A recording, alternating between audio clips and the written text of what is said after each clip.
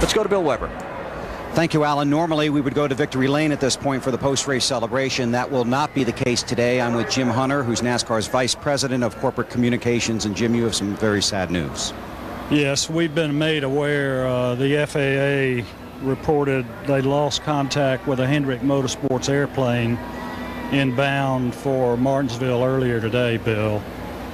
We don't have a lot of details or a lot of information, but I know the FAA and the NTSB are investigating, and we've been in contact with Rick Hendrick, and we're in contact with his entire organization, and we just don't have a lot of details at the moment.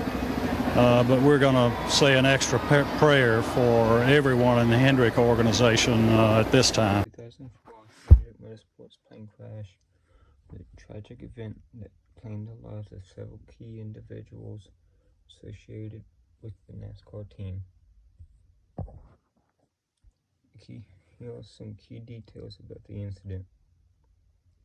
The crash occurred on October 24th, 2004, the day of the Subway 500, the sixth race in the chase for the Nextel Cup. The location that the aircraft went down in was a wooded area on Bull Mountain near Martinsville, Virginia, close to Martinsville Speedway.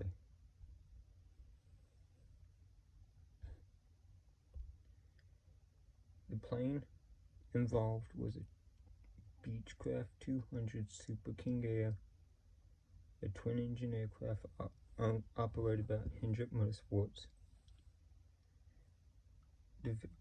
The crash resulted in the death of all 10 people on board.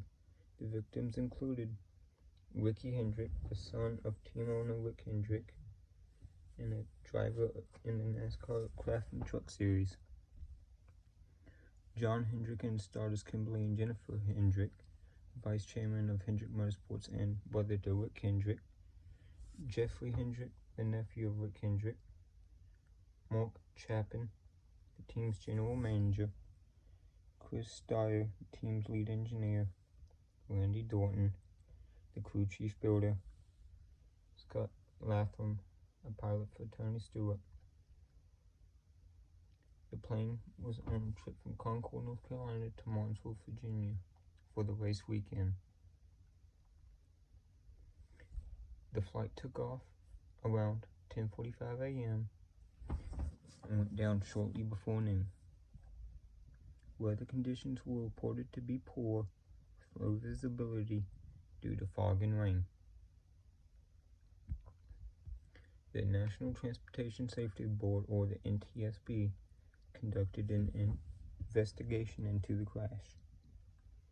The final report indicated that the probable cause of the accident was pilot error, specifically the failure to maintain control of the aircraft while attempting to land under difficult weather conditions.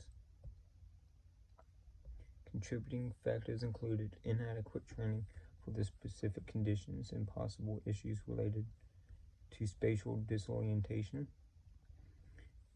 and the impact on the NASCAR community. The crash had a profound impact on the NASCAR community, as Hendrick Motorsports is one of the most successful teams in NASCAR. Rick Hendrick and his team members were deeply affected by the loss, and memorials were held in honor of those who died in the crash. In the wake of the crash, Hendrick Motorsports made several changes to improve safety protocols and practices within the organization.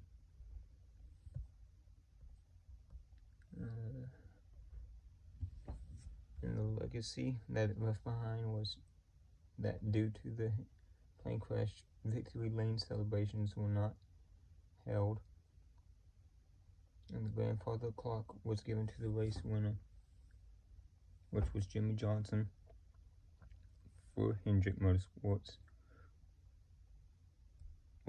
Was delivered after the 2004 season had concluded. The incident remains as one of the most significant tragedies in NASCAR history. highlighting the risks associated with aviation in the racing world.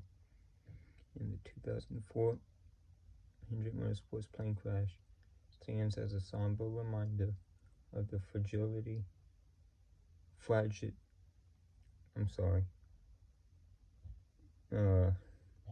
fragile life and deep connections within the motorsports community.